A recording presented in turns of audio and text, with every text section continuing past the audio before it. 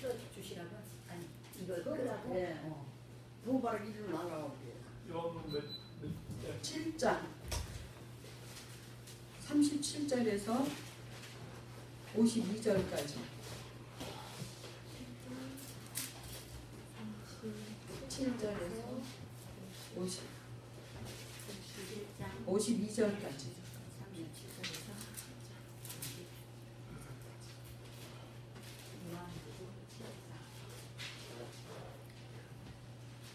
다 찾으셨어요? 함께 읽겠습니다. 교독합니다.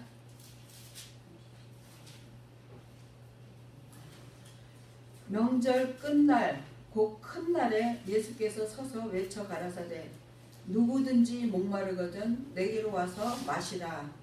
나를 믿는 자는 성경에 있는과 같이 그 배에서 생수의 강이 흘러나리라 하시니 이는 그를 믿는 자의 받을 성령을 가리켜 말씀하신 것이라.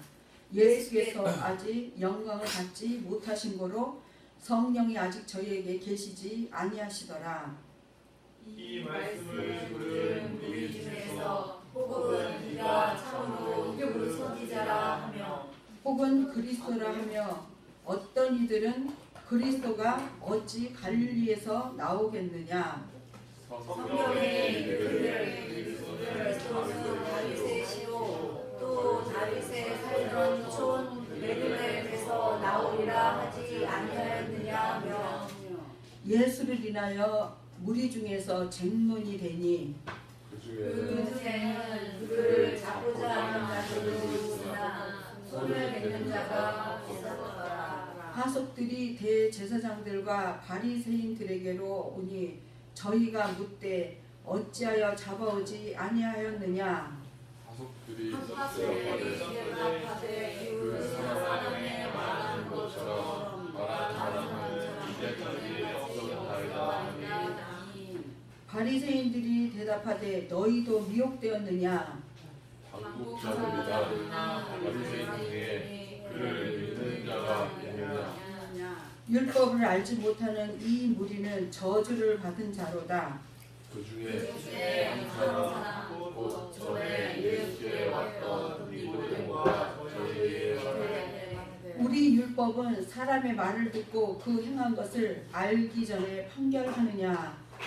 저희가 합동합니다. 대답하여 가로되 너도 갈릴리에서 왔느냐. 참고하여 보라. 갈릴리에서는 선지자가 나지 못하느니라 하였더라. 아멘. 오늘은 이 말씀을 가지고 생수가 되신 예수님,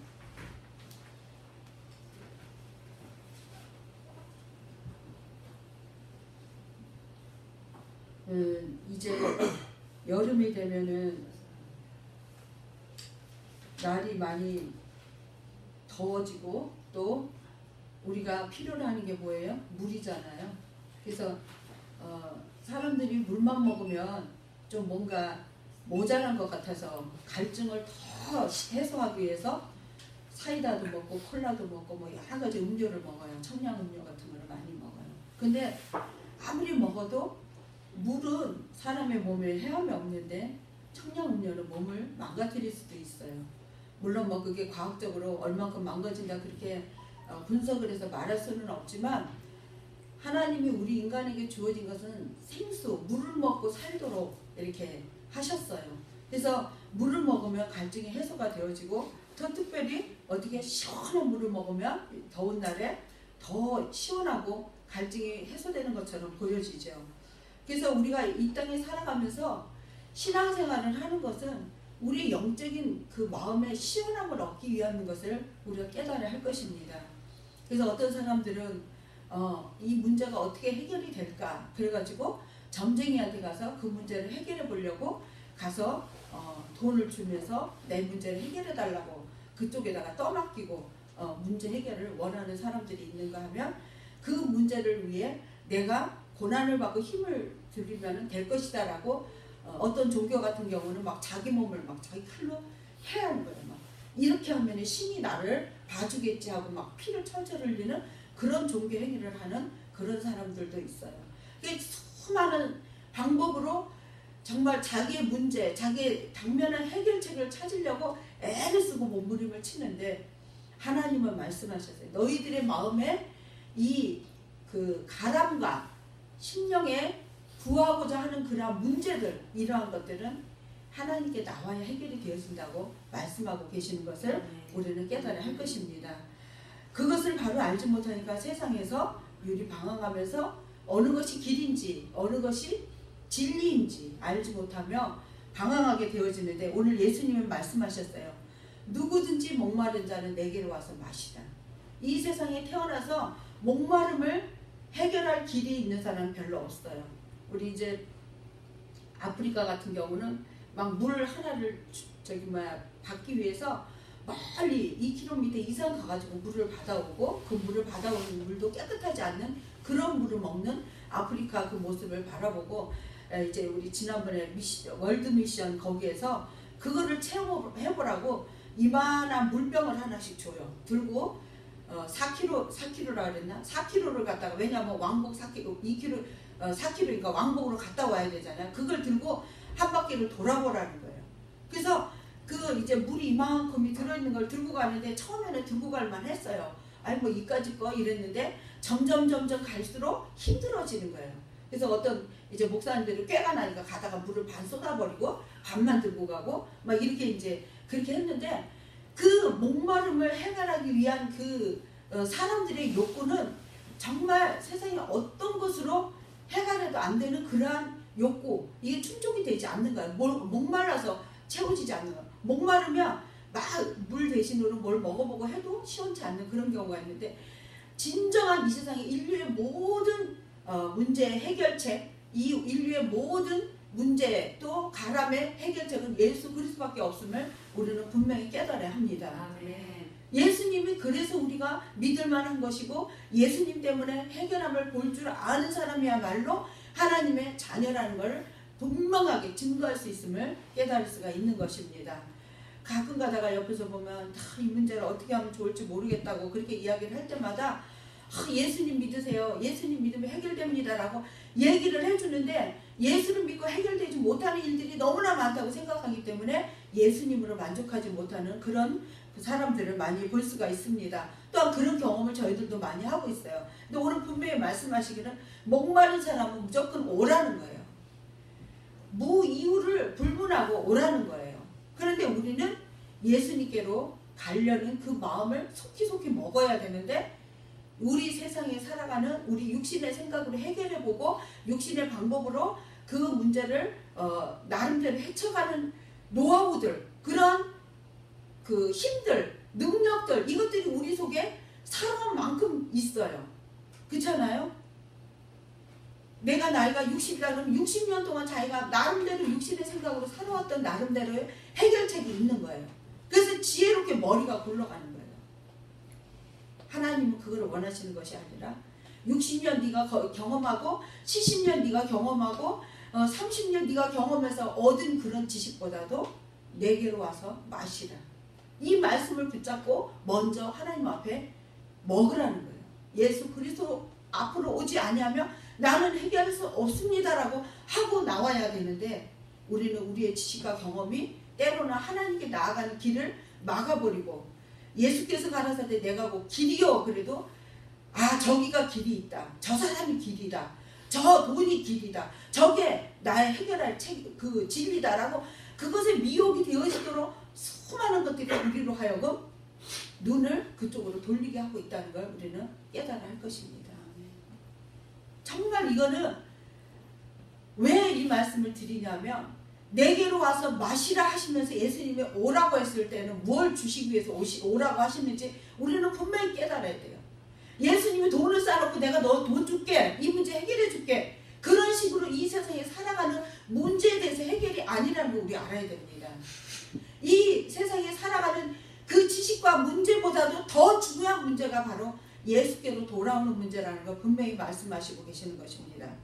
왜냐하면은 이 37절 38절을 다 같이 읽겠습니다. 명절 끝날 그 큰 날에 예수께서 서서 외쳐 가라사대 누구든지 목마르거든 내게로 와서 마시라.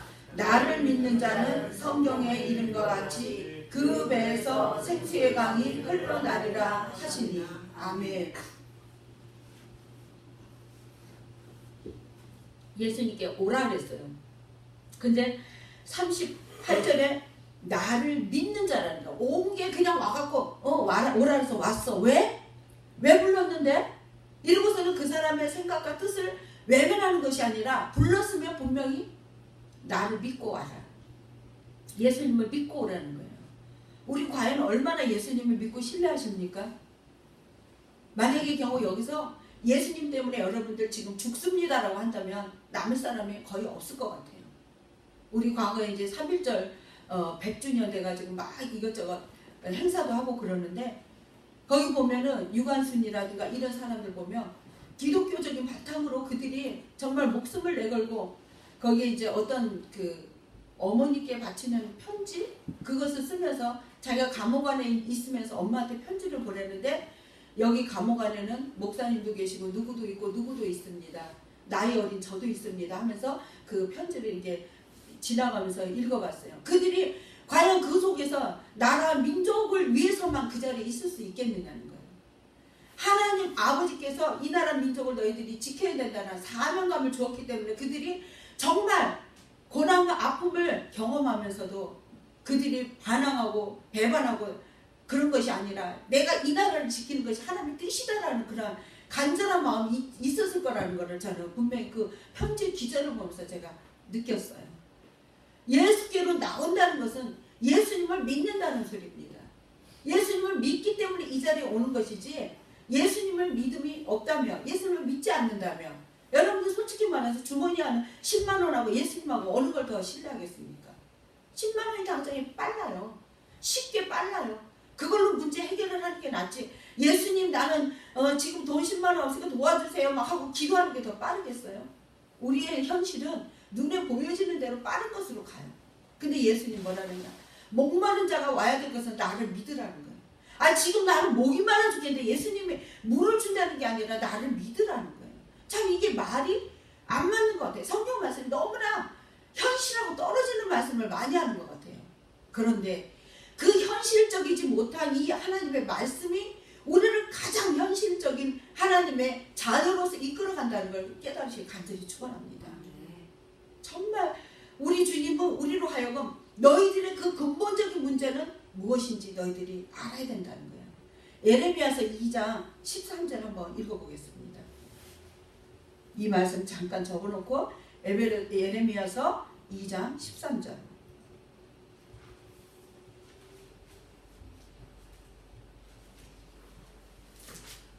다 같이 합동합니다. 내 백성이 두 가지 악을 행하였나니 곧 생수의 근원이 되는 나를 버린 것과 스스로 웅덩이를 한 것인데 그것은 물을 저축하지 못할 터진 웅덩이니라. 아멘. 아침에 이 말씀이 딱 생각나는 거야. 물에 대한 거를.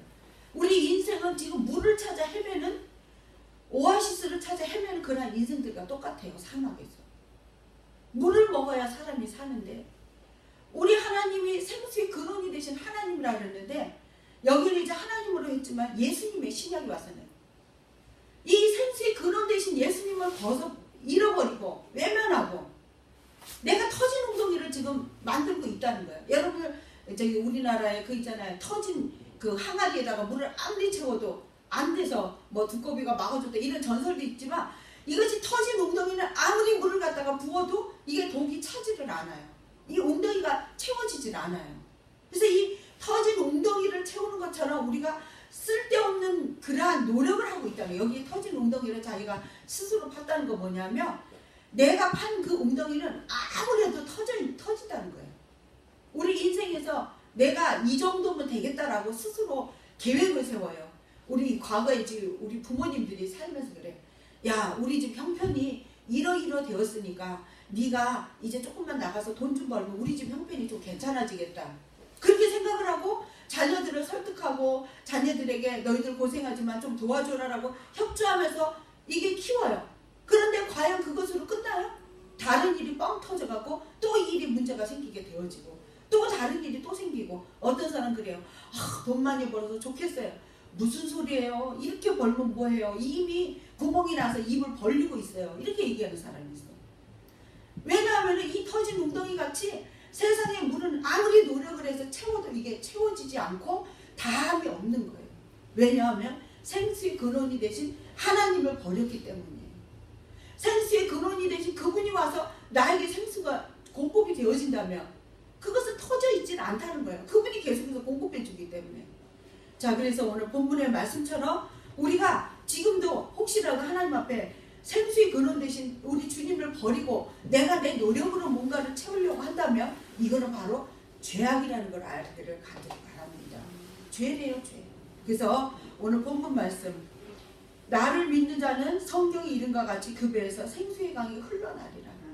생수의 강이 흘러나리라. 이 생수의 강을 경험해보지 않으면 말을 할 수가 없어요. 막 그냥 기뻐서 어떻게 할 줄을 모르는 그 기쁨에 막 이속에서 실실실실실 흘러나와요. 이제 그거를 표현을 경험대로 하셔야 돼요. 근데 이 생수의 강이 흘러나리는데 여기에서 예수님이 여기 이해를 돕는 말로 이제 해석을 해줬어요. 39절 한번 다 같이 읽어보겠습니다. 이는 그를 믿는 자의 받을 성령을 가리켜 말씀하신 것이라. 예수께서 아직 영광을 받지 못하신 고로 성령이 아직 저희에게 계시지 아니하시더라. 아멘. 그럼 이 말씀이 지금 오늘날 우리에게는 어떻게 적용이 될까? 지금 이 당시는 어떻게 해서 예수님이 제자들에게 데리고 다니면서 많은 사람들이 올 때마다 누구든지 목마르거든 내게로 와라. 내가 너희들을 마시게 하리라. 이렇게 얘기를 하셨어요. 그때 당시 예수님의 제자들도 예수님 따라다녔고 또 많은 사람들이 예수님이 이적과 기사를 행하니까 그것들을 따라다녔어요. 예수님의 하는 일을 보려고. 그런데 예수님께서 내가 배에서 생수가 넘쳐나게 너희들 나에게 오면은 해주겠다. 즉 나를 믿어라. 이렇게 말씀하신 거예요. 그런데 그를 믿는 자의 받을 성령을 그렇게 말씀하신 것이다. 예수님이 믿게 되면 무엇을 주신다고요? 성령님을 주신다. 예수의 이름이라는 이름을 보고 믿는 것이 아니라 내 안에 성령님이 계셔서 누구든지 예수를 주라 시인하는 자는 이미 그 사람의 마음속에 누가 있어요? 성령님이 계신다는 거예요. 그래서 이 성령님이 오시고 나면은 예수님을 주인이라고 할 수가 있다는 거예요. 그래서 예수님을 주인으로 부르는 사람은 내 안에 성령님이 계시구나라는 걸 확실히 믿게 되어집니다. 이거는 지식적인 게 아니라 성령님이 내 안에 계시면 예수를 믿게 하시고 나로 하여금 하나님을 아버지라 부르게 하고 예수 그리스도가 내 안에 계시고 성령님 내 안에 계신다는 걸 알게 하신다는 거예요. 그래서 이 성령께서 우리를 친히 가르쳐 주시고 성령께서 친히 우리를 생각나게 하시는 것을 바로 하나님이 예수 그리스도를 통해서 주시는 생수의 근원이 되신다는 걸 우리는 깨달아야 합니다. 그래서 저를 믿는 자는 성령을 받게 되어진다 말씀하셨어요. 근데 여기 가로에 있죠. 예수께서 아직 영광을 받지 아니하신 거로. 왜 여기에 예수님이 아직 영광을 안 받으셨을까요? 예수께서 아직 영광을 안 받으셨다고 그랬어요. 왜 그럴까요? 응? 요한복음 7장에는 예수님이 어떤 환경이었어요?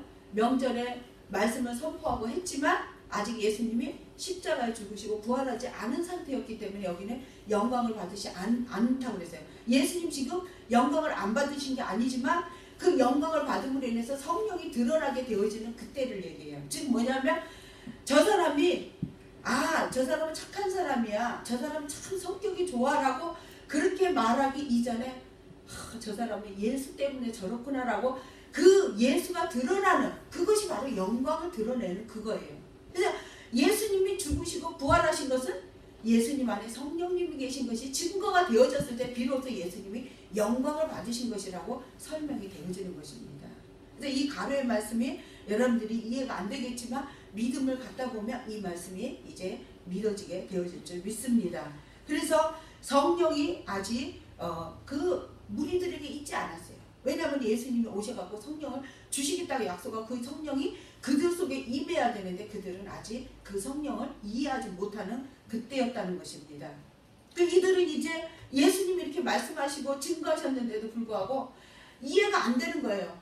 야, 그리스도가 지금 도대체 누구냐? 저 사람이 말하는 거 보니까 그리스도다. 분명히 저 사람은 그리스도다. 딴 사람은 분명히 다르다. 그렇게 사람들이 예수님을 평가를 했어요. 예수님은 참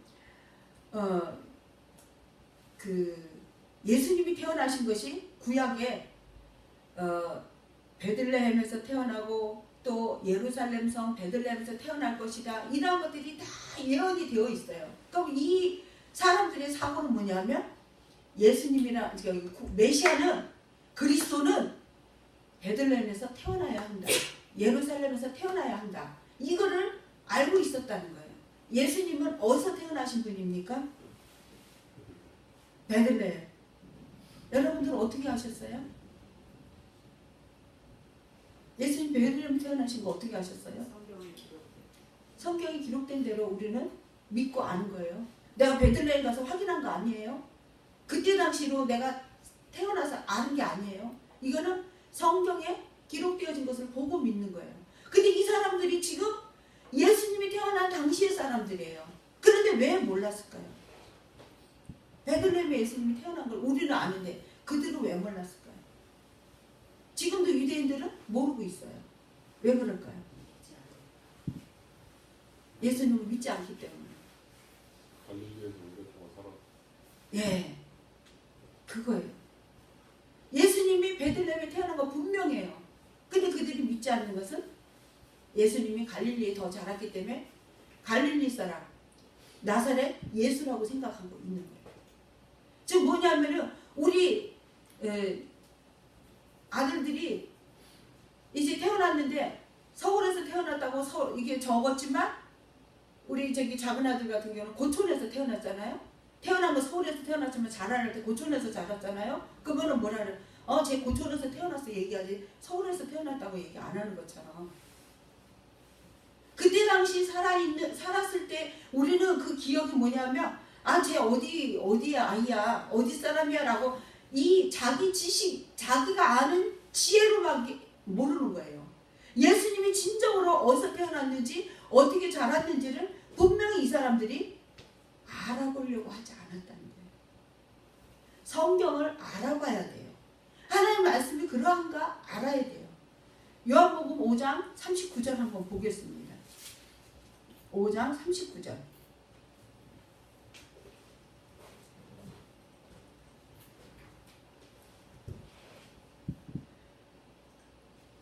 너희가 성경에서 영생을 얻는 줄 생각하고 성경을 상고하거니와 이 성경이 곧 내게 대하여 증거하는 것이로다. 아멘. 한번 쉬운 성경을 우리 자매님 위해서 한번 열어봐 주실래요? 자매님 한번 큰 소리 읽어주실래요? 너희는 성경에서 영생을 얻을 수 있다고 생각하여 성경을 부지런히 연구하고 있는데 바로 그 성경이 나를 증언하는 것이다. 아멘. 그러면 성경은 뭐 때문에 읽어야 돼요? 성경은 영생을 얻을 수 있다는 걸 알고 믿어야 되고 봐야 되고 그 영생을 얻을 수 있는 그분이 바로 예수님이라는 걸 알고 성경을 보고 연구를 해야 된다는 거예요. 그런데 이들은 성경을 알기는 알았는데 예수님의 실제 인물하고 같이 연결을 시키지를 못하는 거예요. 어떤 사람은 이론은 너무나 빠삭해요. 전기 이론 배워갖고 기사증까지 다 받았는데 실제로 못하는 사람이 있어요. 이게 서로 연결이 되어야 훌륭한 전문가가 되어지는 것처럼 예수님이 베들레헴에서 태어난 사실을 그러면 알아봐야 되잖아. 예수님이 그리스도냐 아니냐 서로 싸울 것이 아니라 그들이 아는 지식으로는 갈릴리 사람이라고는 지식밖에 없는 거예요. 그 아이가 어디서 태어나서 어떻게 자라나는가 아무도 모르는 거예요. 그러니까 예수님 그리스도로 인정을 안 하려고 드는 거예요. 오늘 본문을 다시 돌아갑니다. 40절 41절을 다 같이 읽어보겠습니다.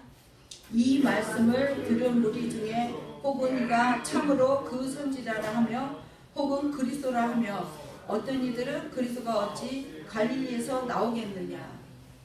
예, 갈릴리 사람 예수님이 나가가지고 병자도 고치고 치료하고. 그런데 그 현상을 봤을 때는 일반 사람으로서는 할 수 없다는 것을 알았어요. 그러니까 참 이게 뭐라 그래야 되나, 이 사람에 대해서, 예수님에 대해서 좀 더 자세히 좀 알아봐야 되는데 알아보려고 하지 아니하고, 그냥 갈릴리 사람인데 기적을 잘 행하고 많은 사람들에게 힘이 되고 많은 사람을 위로하고 하시는 이 일을 보면은 하나님처럼 일을 하는 것을 알았어요. 그래서 그리스도 같았어요, 사람들 눈으로 보기에는. 그런데 이들에게 걸림돌이 뭐냐면 갈릴리에서 태어난 거야. 아, 저 사람은 갈릴리에서 안 태어나서 베들레헴에서 태어나서 우리가 그리스도를 믿을 건데. 우리 사람들을 분석하고 판단할 때 그러죠. 저 사람은 다 좋은데 그것 때문에 내가 저 사람 신뢰할 수 없어. 그런 것들이 있죠. 있습니까? 없습니까? 아, 저 사람은 굉장히 괜찮은 사람이야. 그렇게 그것 때문에 안 돼. 예수님이 너무너무나 완벽한 그리스도인으로 향하셨어요. 모든 사람들이 다 놀랐어요. 이런 사람이 어떻게 이렇게 사람으로서 저렇게 할 수 있을까? 그러니까 예수님이 나는 일반 사람이 아니라 하나님의 아들이다. 나는 하나님께로 왔다. 얼마나 입이 달아지도록 그들에게 증거를 했건만 믿지를 않는 거예요. 믿으려고 들지를 않는 거예요. 왜냐하면 자기네들의 지식이 또 군중의 사람들의 모든 그 소식이 더 자기에게 영향력을 미치는 거예요. 우리가 어떤 것에 영향력을 미쳐서 내가 그것에 빠져서 사는가, 그것을 위하여 헌신하고 사는가, 그 사람의 사고력에 보면 알아요. 어떤 사람에게는 친구의 말에 빠져서 그 말이 더 신뢰성을 믿고, 어떤 사람은 부모의 말에 빠져서 그 말을 믿고. 예전에 천호공원에 갔더니 어떤 분한테 예수님 믿으시고 부활하셔요, 같이 예수님 믿고 천국 갑시다 이랬으니까 자기는 KBS 아니면 안 믿는데. 저는 그런 사람 처음 봤어요. KBS만 맞는 건 다 틀리대. 그래갖고 와, 이렇게 옹졸한 사람도 있구나 세상에. 왜냐하면 어느 것도 믿을 만한 게 없다는 거야, 자기는. 우리는 과연 무엇을 믿고 삽니까? 누구의 말을 믿고 내가 행동하고 그 말을 신뢰하고 움직입니까? 이 그리스도라는 이분이 정말 하나님의 아들이라면 나는 그를 위해서 살겠다라는 헌신을 주님이 원하시는데, 어느 날은 그리스도를 믿었다, 어느 날은 안 믿었다. 우리 예전에도 한번 말씀드렸지만 용인을 가는데 내비게이션을 찍었어요. 근데 그 주소를 가지고 찍었는데 이분이 내비게이션도 못 믿겠는 거예요. 아, 경험상 여기로 꺾어져야 되는 것 같으네. 그래서 꺾어졌어요. 내비게이션이 직진하는데 이 사람 꺾어졌어요. 그래서 가다 보니까 한 바퀴 두 바퀴를 돌다가 늦게 갔어요. 내비 말도 믿을 수 없고 자기 경험도 못 믿고, 그러다 보면 인생이 뺑글뺑글 돌다가 끝나는 거예요. 우리는 하나님이 나를 오라 하시고 목마른 자 내게로 오라 할 때, 아, 하나님 조금만 기다려보세요. 내가 좀 해볼게요. 아우, 진짜 왜 자꾸 귀찮게 하세요? 아, 왜 오라 가라 하세요? 아, 좀 내버려 두세요, 나 좀. 이런 게 바로 우리의 본심들이에요. 왜냐하면 하나님의 말씀을 신뢰하기보다 내가 살아온 경험이나 내가 해결했던 그런 문제들을, 나의 지식이 나를 이끌어가기 때문이에요. 이 갈릴리 예수를 갖다가 그리스도가 갈릴리에서 나서, 저 사람 갈릴리 사람이야. 우리가 다 알아. 저 사람 부모가 목수였고 저 형제들도 다 아는데 어떻게 저 사람이 나사렛에 있을 수 있어? 그런데 이 사람들의 지식은 짧았어요. 왜냐하면 그 헤롯 왕 때 누구든지 다 자기 고향에 가서 호적을 하라고 얘기를 하는 그 명령에 대한 걸 다 잃어버리고 믿으려고 하지 않았기 때문에, 다 외면했기 때문에, 과거의 생각들을 다 잊어버렸기 때문에. 오늘날 말하면 3.1절이라는 독립운동이 우리나라에 있는데, 아, 그거 다 필요 없어. 오늘날 내가 지금 잘 먹고 잘 살면 되지, 뭐 그까짓 게 뭐 필요해 하고 역사적인 그 모든 걸 다 외면한 채 나만 잘났다 하는 거 똑같은 거예요, 이게. 왜냐하면 지금 자기네 나라에 그 역사적인 사건들을 갖다가 다 보고 경험한 사람들이에요, 이 사람들도. 그런데 그 경험, 그것도 다 무시하고 지금 현재 상황만 가지고 판단하고 정지하는 이러한 모습이 되어지는 것입니다. 그러면서 이들이 아는 지식을 이야기를 합니다. 42절, 43절입니다. 성경에 이르기를 그리스도는 다윗의 씨로 또 다윗의 살던 촌 베들레헴에서 나오리라 하지 아니하였느냐 하며 예수를 인하여 무리 중에서 쟁론이 되니. 예, 예수님 하나를 놓고 막 서로 싸운 거예요. 야, 어떻게 그리스도라고 말할 수 있느냐? 베들레헴 다윗의 동네에서 나온다고 했다. 그런데 진심으로 예수님은 다윗의 동네에서 나오셨어요. 지금도 유대인들이 이 말을 믿지 않아요. 이 신약이 없어요. 예수님을 안 믿기 때문에. 그들은 하나님을 열심히 믿는다고 믿지만 하나님이 원하는 믿음의 사람이 아니에요. 하나님의 약속을 믿지 않기 때문에 그들은 계속 고난 속에 살아요. 정말 얼마나 많이 이스라엘이 고난 속에 고통 속에 사는지 몰라요. 하나님이 지혜를 주셔 선민으로서 전 세계의 경제를 다 잡고 있다고 하지만 결국 하나님의 깊으신 뜻을 모르는 거예요. 그래서 이들에게 아직도 쟁론이 되고 싸움이 되고 하는 것은 예수님 당시 성령이 계시지 않았기 때문이에요. 성령이. 예수님이 죽으시고 부활하신 후에 비로소 성령을 그들에게 주셨다는 걸 우리는 말씀을 통해 알 수가 있습니다. 요한복음 20장 22절입니다. 요한복음 20장 22절 23절 읽겠습니다. 이 말씀을 하시고 저희를 향하사 숨을 내쉬며 가라사대 성령을 받으라. 너희가 네 죄든지 사하면 사하여질 것이요 네 죄든지 그대로 두면 그대로 있으리라 하시니라. 아멘. 이 제자들에게 여기에 남아있는 예수님이 승천하시고 나고 나면 이 남아있는 사람들에게 약속하신 것이 바로 성령님이에요. 누구든지 내게로 와서 마셔라. 내가 너희에게 생수를 주리라. 얘기하셨지만 그때 당시 그들은 알지도 못했고 깨닫지도 못했어요. 그러나 예수님 부활하시고 나서 승천하신 후에 성령이 약속하신 것을 성령을 받으라 하고 주셨다는 거예요. 사도행전 1장입니다. 사도행전 1장 2절 그의 택하신 사도들에게 성령으로 명하시고 승천하신 날까지의 일을 기록하였느니라. 여기 이제 성령으로 명하시고 그래서 성령으로 명했다는데 예수님의 약속이 이제 밑에 있어요. 여기 5절 다 같이 읽겠습니다. 요한은 물로 세례를 베풀었으나 너희는 몇 날이 못되어 성령으로 세례를 받으리라 하셨느니라. 아멘.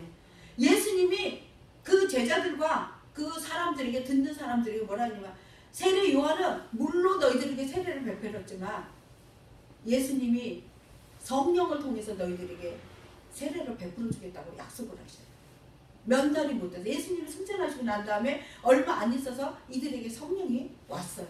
그래서 이들은 그 성령을 기다리며 기도를 하니까 사도행전 2장 1절부터 4절까지 2장 1절부터 시작. 오순절 날이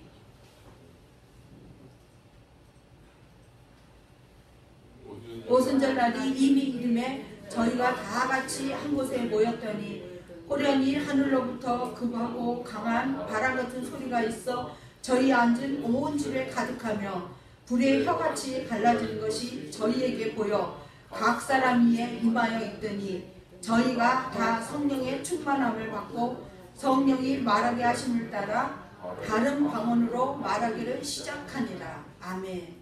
성령의 역사는 그전에는 예수님이 승천하시고 하시기 전에 성령은 개인에게 각자에게 필요한 사람에게만 주었어요. 그래가지고 성령으로 어떤 사람이 일어나서 예언을 한다든가 또 성령으로 그 사람을 붙들어준다든가 역사적인 그 성령의 임하심이 간간히 있었어요. 그러나 이제는 사도행전 2장 1절부터는 온 세계의 성령의 역사가 일어나게 되어진 거예요. 그래서 고린도후서에 보면 보라 지금은 은혜 받을 만한데 보라 지금은 구원의 날이라. 성령이 오시고 나서 전 세계 사람들에게 다 구원의 날과 은혜를 받을 날이 이루어졌음을 우리는 알아야 됩니다. 또한 믿어야 됩니다. 그래서 지금 누구든지 목마른 자는 내게로 마셔라. 이 말씀이 지금 응해지고 있어요. 내가 진정으로 목마르고 진정으로 내가 지금 갈급하고 한 사람은 예수께로 나오면 그 목마름을 해결해 주신다는 거예요. 그 배에 생수의 강이 흘러 넘치게 해주신다는 거예요. 그 생수의 강이 누구냐? 성령님이에요.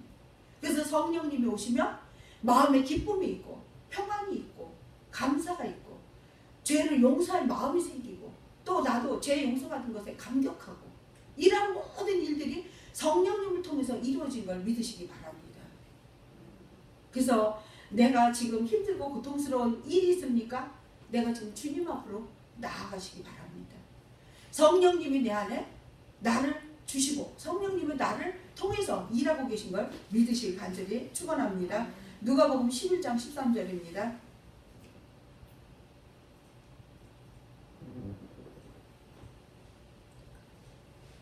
(11장 13절) 시작. 너희가 악할지라도 좋은 것을 자식에게 줄 줄 알거든 하물며 너희 천부께서 구하는 자에게 성령을 주시지 않겠느냐 하시니라. 아멘. 구하라 찾으라 두드리라. 구하는 자에게 얻어지고 찾는 자가 찾아지고 두드린 자가 열려진다. 이 말씀 후에 너희가 악할지라도 여기 뭐냐면 부모. 여러분들 부모가 돼서 부모가 선한 부모 있어요? 나는 내 자식을 위해서 모든 것을 다 준다 그래갖고 막 다 죽어가면서도 자식을 위해서 자식에게 내 장기도 떼어주고 뭐든지 다 준다고 할 수 있는 부모가 과연 얼마나 있어요? 근데 아무리 그렇게 한다 할지라도 부모의 마음은 하나님의 마음과 같이 선하진 않아요. 하나님은 인류가 다 악하기 때문에 예수 그리스도를 통해 선해지기를 바라고 계시는데 우리 부모에도 역시 사람이기 때문에 욕심도 있고 자기의 생각도 있어요. 그러나 자식에게 좋은 거를 주려는 마음은 다 갖고 있는 거예요. 자식이 생선을 달랬는데 뱀을 줄 부모가 어디 있으며 떡을 달라고 했는데 돌멩이 줄 부모가 어디 있어요 이 세상에. 얘나 이거 먹고 너 가서 죽어라 이러는 부모는 없다는 거예요. 아무리 부모가 선하고 착해도 좋은 것을 자식에게 줄지 않은데 선하지 못한 그 자식 부모를 할지라도 자식에게 좋은 거 주려고 애를 쓰는데 하물며 선하신 하나님께서 우리에게 좋은 것을 주시지 않겠느냐 하셨어요. 가장 좋은 게 뭐예요? 성령님이다. 가장 좋은 성령님. 그래서 예수 그리스도를 통해서 내 마음에 씻음을 주시고 내 마음에 평안을 주시는 그 성령님이 우리 마음의 주인이 되어주신다면 우리는 영원한 하늘나라를 나아가는 길에 어떤 장애물이 있다 할지라도 그것 때문에 주저앉지 않고 어떤 문제가 있다 할지라도 그것으로 낙심하지 않고 또다시 일어서게 되어진 걸 믿으시기 바랍니다. 잠시 잠깐은 힘들고 잠시 잠깐은 고통을 느낀다 할지라도 또다시 일어설 수 있는 것은 성령님이 우리를 붙잡고 계신 것을 깨달을 때 또한 믿을 때 우리는 새 힘을 얻게 되어지는 것입니다. 또한 요한복음 3장 5절입니다.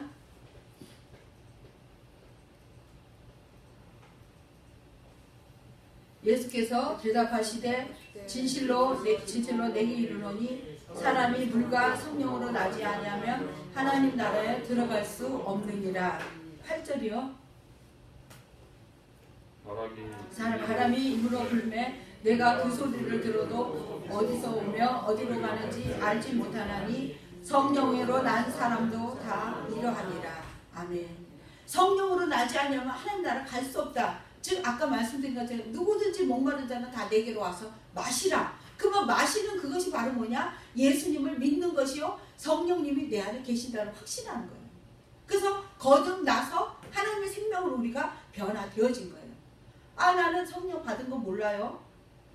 우리는 부모들이 늘 그러죠. 어렸을 때 야 너 다리 밑에서 주워왔어. 그러면 막 내 부모 찾는다고 막 찾아 나서잖아요. 그런데 어떻게 알아요? 호적이 올라가 있는 것을 보고 알아요. 성령이 임하면 어떻게 바람이 어디로 와서 어디로 갔는지 바람이 휙 불어서 이 바람은 어디서부터 시작했지? 몰라요. 어디로 갔지? 몰라요. 성령이 임하면 이해가 갔다 그랬어요. 즉 뭐냐면 나는 깨달아요. 바람에 와서 이게 스치고 지나가고 나는 알아요. 그러나 그 바람이 어디로 간지 모르는 것처럼 성령님이 나한테 오시면 나는 믿음의 확신이 생겨서 하나님의 자녀인 것을 나는 알아요. 그러나 너 성령 받은 거 뭐야 내놔봐 그런 거 모를 수도 있어요. 그러나 이 안에 확신은 남아있다. 우리 자식이 호적에 딱 올라가 있으면 누가 뭐라 그래도 내 자식이에요.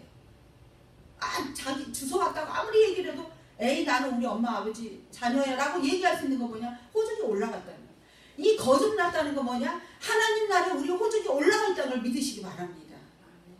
성령으로 난 자는 하나님 나라 호적에 올라가 있어요. 호적이 올라가 있는 사람은 우리 뭐 부모가 부자인 집에 자녀들은 그 분깃이 많을 거를 기대를 해요. 아, 우리 부모가 부자니까 나한테 재산이 많이 돌아올 거야. 그러면 하나님 아버지가 우리의 호적에 올라 있다면, 그 아버지의 호적에 우리가 올라가 있다면 우리가 무엇을 염려하겠습니까? 염려할 것이 없는 거예요. 수고하고 무거운 짐진 자들아 다 내게로 오라. 내가 너희를 쉬게 하리라. 너희는 내게 와서 내 멍에를 보고 내게 배우라. 내 멍에는 쉽고 내 짐은 가벼움이라.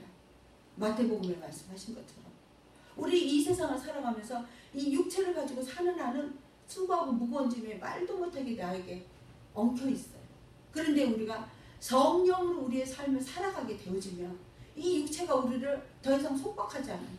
때때로는 아픔도 있고 때때로는 가다가 돌불에 걸려 넘어질 수도 있지만 나를 근본적으로 죽이지는 못하는 걸 믿으시기 바랍니다. 세상의 악한 사단은 우리 몸을 무너뜨리고 몸을 넘어뜨리고 몸을 실망케 하고 좌절케 하는 것으로 만족하고 그를 악한 세계력으로 끌고 가려고 하지만 하나님 아버지는 우리를 성령으로 낳으셔서 몸이 비록 힘들고 어렵다 할지라도 우리를 하나님의 영적인 자녀로 이끌어가고 계신 것을 믿으시기 바랍니다. 그것이 바로 하나님이 우리에게 주시는 하나님의 축복이에요. 그래서 성령님이 끊임없이 우리로 하여금 공급을 해주셔요. 오늘 여러분들 해가 지금 뜬 거 아십니까? 모릅니까? 동쪽에서 해 떴어요? 안 떴어요? 날이 환하게 밝았으니까 아, 해가 떴구나. 그 해로 통해서 우리가 빛을 발하고 있잖아요. 하나님은 계심으로 인해서 하나님은 끊임없는 빛과 공기와 모든 것들을 우리에게 성령으로 공급해 주는 걸 믿으시기 바랍니다. 성령께서 지금 공급하고 계시는 거예요. 그래서 우리가 정말 주님 사랑하는 그런 우리가 모두가 되길 간절히 바랍니다. 정말 주님 때문에 행복하고 주님 때문에 기쁘고 주님 때문에 울어보고 주님 때문에 애통해보고 그 육체적인 것 때문에 울고 불고 육체적인 것 때문에 그러지 말고 영적인 것으로 한번 하나님 앞에 긴밀한 사랑을 좀 나눠보시기를 간절히 바랍니다. 얼마나 애절한 그 사랑이 속에 있는지 몰라요. 그 언어로 표현하자면 아가서의 사랑. 내 어여쁘고 어여쁜 자야. 내가 너와 함께한다. 얼마나 어여쁘고 어여쁜지 그 아가서에 표현되어진 것처럼 정말 남녀간의 사랑처럼 그 사랑을 하나님이 지금 우리하고 하기를 원하고 계세요. 그 아름다운 사랑, 그것을 성령을 통해서 우리에게 공급하고 계신 걸 믿으시고 오늘도 하나님 아버지께서 예수 그리스도를 통해서 깨끗하게 하신 하나님의 자녀들에게 성령으로 보호하시고 인도하시고 이끌어 주신다는 이 믿음을 우리는 또 한 번 더욱더 확신에 거하는 우리 모두가 되기를 간절히 축원합니다. 할렐루야. 하나님 아버지, 내가 아버지께로서 너희에게 보내실 보혜사 곧 아버지께로서 나오시는 진리의 성령이 오시며 그가 나를 증거하실 것이라 말씀하셨습니다. 하나님 아버지, 성령님이 우리 마음에 와 계셔서 하나님 아버지로 부르게 하시고 예수 그리스도로 말미암아 우리의 죄악을 용서하시고 사하시고 깨끗하게 하여 주신 것을 확신하게 하시니 감사합니다. 하나님 아버지, 정말 말씀을 통해서 예수 그리스도를 알고 예수 그리스도께서 행하신 모든 일이 성령님 통해 행하신 것을 알게 하시고 그 약속의 성령을 오늘날 우리에게 보내주셔서 우리의 생명이 되시고 우리의 능력이 되셔서 오늘도 이끌어 주시고 인도하시고 예배할 수 있도록 복의 복을 더하시니 감사합니다. 하나님 영광 받으시고 하나님만을 기쁘시게 하는 우리 모두가 되어지게 도와주시옵소서. 우리의 생명의 주인이 되신 예수 그리스도 이름으로 간절히 기도하옵나이다. 아멘.